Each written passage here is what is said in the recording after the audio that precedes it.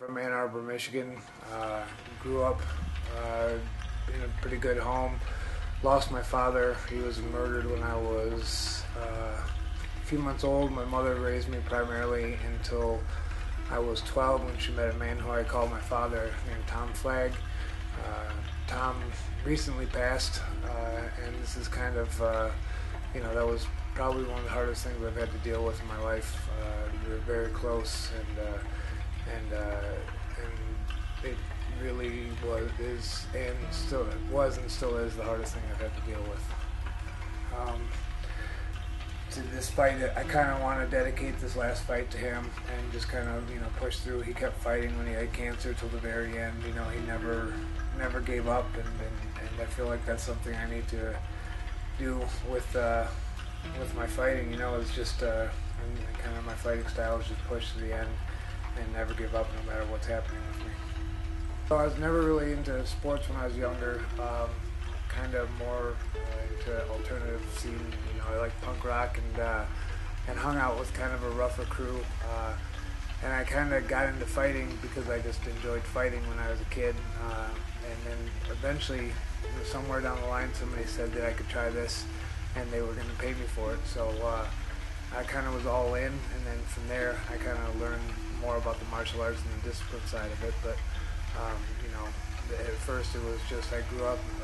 I was kind of around a rough crowd, and all we did was drink and fight. So when I had the opportunity to fight legally, I did. I fought on a lot of small shows early on, and let's see, somewhere along the line, Greg Jackson introduced me to Joe Stevenson and made him stay with me. When I met Joe, it kind of really made me realize how much I had to sacrifice and what I had to do to get to a high level and get to the UFC, which is where I wanted to go. So I followed his lead, and I followed Cowboy Cerrone's lead, who was another big influence on my career as far as eating, the amount that they were training during the day, what they did, I eventually got to the UFC. I was never the most talented guy,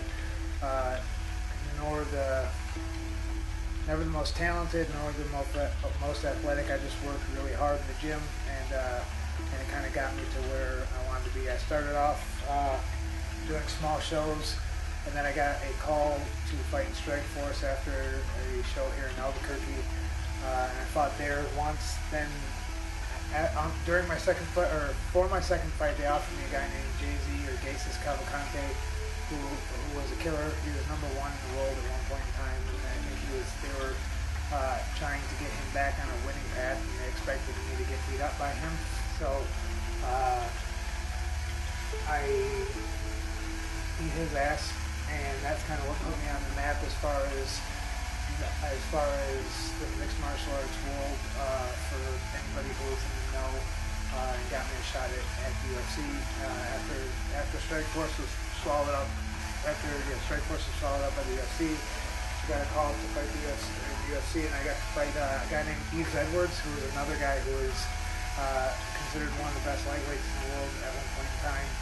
And again, he was supposed to be, I think I was supposed to lose to him, and I beat him, and kept making a little bit more noise. After that, I fought a few more times in the UFC, had a rough go of things, and it's most notable for my fight with Takanori Gomi, who was the guy who was known for slugging and for his knockout power. Everybody usually takes Gomi down to beat him, and I decided to stand up and fight him in the pocket, and it ended up being a really exciting fight. Anyway, and let's see, we had a few more fights in the UFC. After that, I got cut. After a few more fights, I got cut eventually for losses, and kind of started pursuing. Wasn't sure what I was pursuing actually, and then kind of stumbled into the gyms. Gym-wise, I acquired one of the Jackson's martial arts fitness gyms, and found my niche for business and my love for teaching, and really have done well with.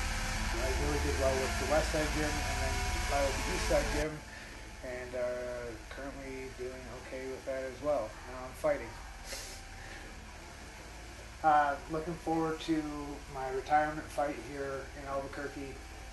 It's cool to be able to kind of end my career where it started, and kind of move forward with other stuff that I want to do with the schools, with teaching people, and with kind of showing people how much martial arts can mean to an everyday life, and what martial arts can do for you. I'm really excited about fighting for Fresco's Productions. To show that Holly Holm made her bones on, and got her into the UFC. I'm excited about fighting Jonathan Gary. He's a tough guy. He is a tough grappler. He likes to strike. He's a lefty, and he's athletic. He presents a lot of problems in the ground area. I think that I see some weaknesses in his game, and I see some places that I can exploit, and so do my coaches, Mike Winklejohn and Greg Jackson. I'm really looking forward to ending my career with a win against Jonathan, and I've been excited about being able to take over both the Jackson's martial arts and fitness locations in Rio Rancho and on the east side, because I view that as the next part of my martial arts career. The gyms are fighting was one part, and now the gyms and sharing the knowledge that I've gained through the years is the next part of my career.